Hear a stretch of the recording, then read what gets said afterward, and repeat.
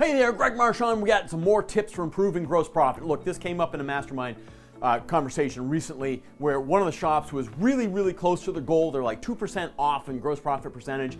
And my comment to them was, look, the big pieces are done now, because they were really focused on labor gross profit because they felt like that's where our big gains are going to be. That's what they've been taught. All right, that's great. But if we got 1 or 2% to get to our goal, then you've got to really pay attention to your parts gross profit. My target for parts gross profit is 55%. If you're sitting at 53% or 54%, here's what I want you to do. Go in and check your parts matrix.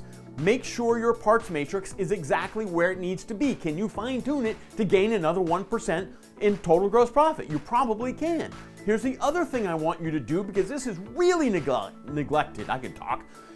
The thing you neglect are your canned jobs. All those pre-built jobs that your service advisors are grabbing and sticking on a repair order. You need to go in, check those, check the parts component of those, as well as the labor component of those, and make sure they are where they need to be. Click subscribe. I want to see you again. Stick your comments in the chat below, and keep up the great work, and never, ever, ever stop learning.